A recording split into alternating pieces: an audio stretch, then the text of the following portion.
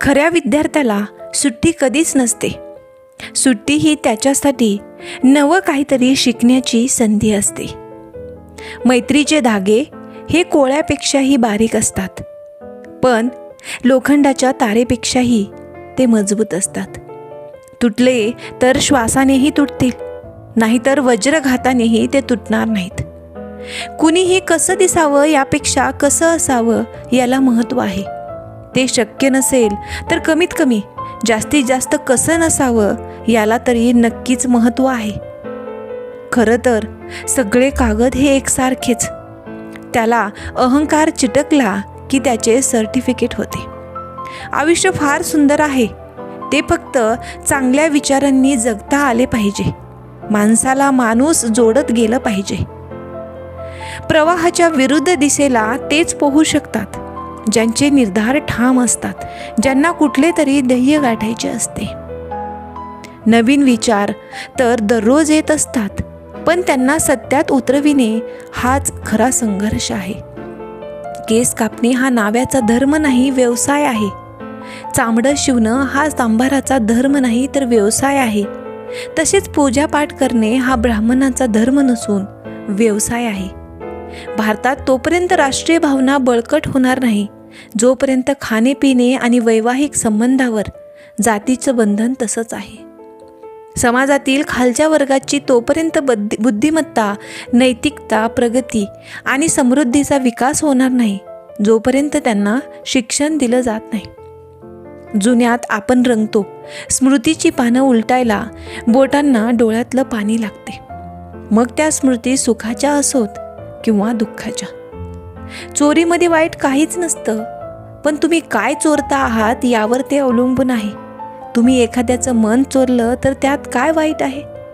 तुम्ही प्रत्येक वेळेस नवीन चूक करत असाल तर नक्कीच समजा तुमची प्रगती होत आहे.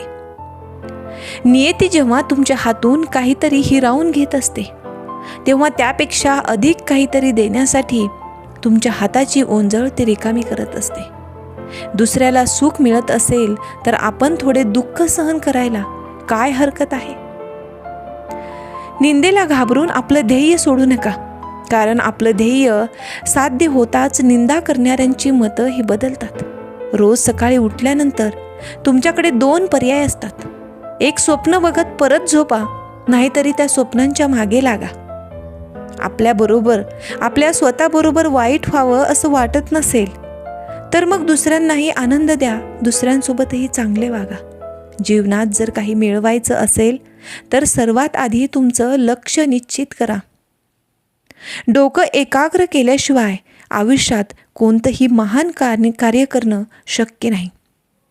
कोणतंही काम महान बनवण्याचा एकच मार्ग आहे की ते म्हणजे ते काम आवडीने करणे. जिंकणारी लोक काहीही वेगळं करत नाहीत.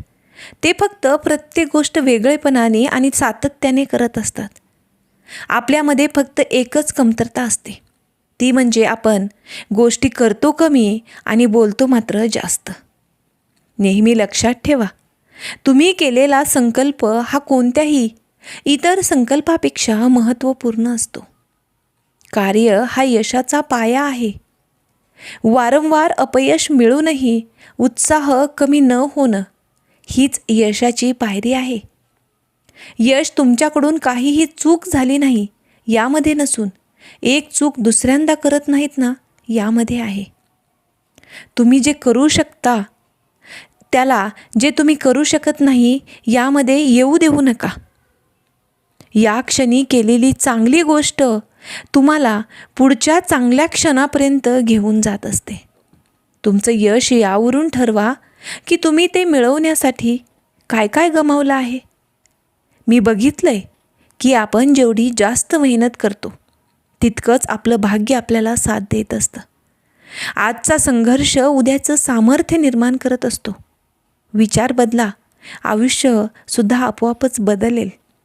स्वतःला सुधारण्यात इतके व्यस्त व्हा की दुसऱ्यांच्या चुका शोधण्या इतका आपल्याला वेळच मिळाला नाही पाहिजे. माणसाने समोर बघायचं की मागे यावर पुढचंच सुखदुःख अवलंबून असतं.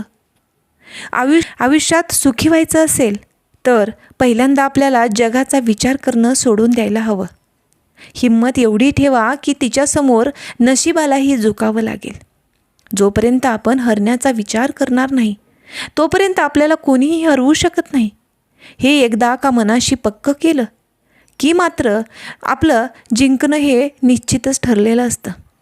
कधीकधी देव तुमची परिस्थिती बदलत नाही, कारण त्याला तुमची मनस्थिती बदलायची असते. स्वप्न ती नसतात जी तुम्हाला झोपल्यावर पडतात. स्वप्न ती असतात जी तुम्हाला झोपू देत नाहीत. या जगात कोणतीच गोष्ट ही कायम टिकणारी नाही. दुःखाचंही तसंच आहे. काही काळासाठीच दुःख राहणार आहे आपल्याजवळ. आपण फक्त हिंमत ठेवायला हवी. आपली सावली निर्माण करायची असेल तर ऊन झेलायची तयारी आपल्याला ठेवावीच लागेल. हा व्हिडिओ तुम्हाला कसा वाटला ते कमेंटद्वारे नक्की कळवा. तुम्ही व्हिडिओ शेवटपर्यंत पाहिलात त्याबद्दल तुमचे मनापासून आभार. असेच नवनवीन व्हिडिओ पाहण्यासाठी व्हिडिओला लाईक करा, शेअर करा आणि आपल्या चॅनलला नक्की सबस्क्राईब करा. लवकरच भेटूयात पुढच्या व्हिडिओसोबत. तोपर्यंत धन्यवाद.